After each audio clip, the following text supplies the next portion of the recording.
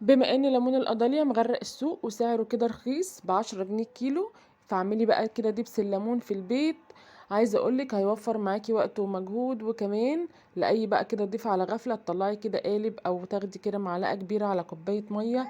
بجد هينفعك جدا. تعالوا بقى شوفوا كده قوامه عامل ازاي، عامل زي الايس كريم. تاخدي كده بالمعلقه، بصوا شايفينه اهو، ما بيتلكش ولا اي حاجه، وبيبقى قوامه كده زي الايس كريم.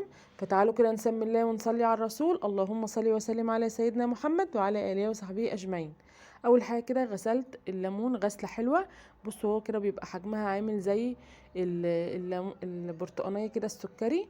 بصوا بتشيلوا بقى كده ايه بالقشاره القشره اللي هي اللي بره الصفرة دي بس. واهم حاجه ما تاخدوش معاها القشره البيضه، عشان القشره البيضه بتعمل مراره جدا في الليمون. فزي ما انتم شايفين كده قشرته بالشكل ده. طبعا السكينه مش تنجزك، هي القشره بتاعه البطاطس. ولو في حاجه بقى كده بيضه برضو ايه هبقى اجردها في الاخر واشيلها. طبعا القشره بتاعتي بعافيه شويه فما انجزتنيش يعني. فهنا خلصت بقى الكميه كلها زي ما انتم شايفينها كده، وبعد كده بقى هشيل القشره اللي هي البيضه اللي زي البرتقانيه كده، هعملها معامله البرتقان بقى، هقشره كده تقشيره حلوه.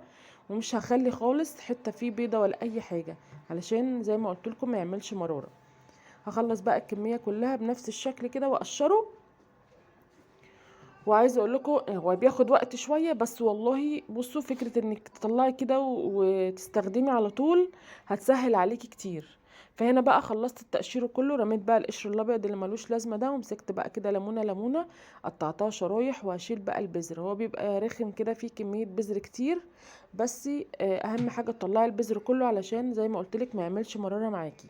هتاخدي بقى كده الليمون وتحطيه على القشر اللي انتي شلتيه بالقشورة بالشكل ده كده.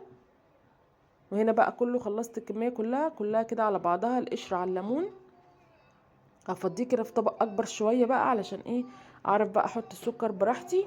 وهقلبه كده تقليبة، هحط كده القشر مع الليمون كده مع بعضه واديله تقليبة. وبعد كده بقى هجيب كيلو سكر بتاع التومين العادي بتاعنا ده وهحطه عليه. انا طبعا كنت جايبة 2 كيلو ليمون زي ما انتوا عارفين، فعبال ما قشرته طبعا ممكن ينزل شويه يعني يبقى كيلو ونص، فانا حطيت على الكيلو ونص دول كيس سكر. فهعمله بقى معامله المربى، حطيت كده السكر وقلبته وهغطيه بقى بالاسترتش كده وهسيبه بقى. انا عملته من بالليل وجيت الصبح كملت شغل فيه، فهغطيه كده بالاسترتش واسيبه. وتاني يوم بقى بصوا اهو اتشرب كده السكر كله، شايفينه اهو. هجيب بقى الهاند بلندر واضربه كده بقى ايه لحد ما يبقى يعني يتفرم معايا جامد، ما يكونش فيه اي قطع ولا اي حاجه. هضربه كويس جدا. ولو انت ما عندكيش هاند بلندر استخدمي الخلاط، بس خليه شغليه كتير علشان تضمني كده ان هو يبقى كله اتضرب معاكي. وهجيب بقى المصفى واصفيه علشان بقى ايه القشر اللي فيه ده انا مش محتاجاه. شايفينه اهو، هصفيه بقى كده كويس. بصوا شايفين بقى القشر اللي طالع منه. بعد كده هصفيه للمرحله التانية، اجيب بقى حاجه كده ايه تبقى ضيقه او مصفى ضيقه خالص او ناعمه، علشان برضو اصفيه للمره التانية علشان اضمن ان ما يكونش فيه قشر ولا اي حاجه خالص تعمل لي مراره لما يتشال. شايفينه اهو، شايفين التفل اللي طلع بقى عامل ازاي. بس كده. وهجيب بقى العلب بتاعتي وهقلبه اول حاجه بس علشان ايه يبقى كده ايه ما يبقاش تقيل من فوق وخفيف من تحت. وبعد كده بقى هجيب العلب بتاعتي كده ايه واصبه بالشكل ده. عايزه بقى تصبيه في علب صغيره علب كبيره قوالب اللي انت عايزاه. وعايزه اقول لكم ما بيمسكش خالص، بيبقى عامل زي قوام الايس كريم كده، وما بيعملش تلج ولا اي حاجه. يجيلك بقى ضيف على غفله عايزه تستخدمي قالب بتاع لاي حاجه لاي اكل تطلعيه كده يبقى حلو جدا. هو طبعا بيبقى مركز، شايفينه اهو. تاني يوم بقى بعد ما طلع قلت كده جربوا بقى واعمل كوبايتين كده ليا انا ولولو. بصوا شايفينه قوامه كده عامل زي العجينه بالظبط.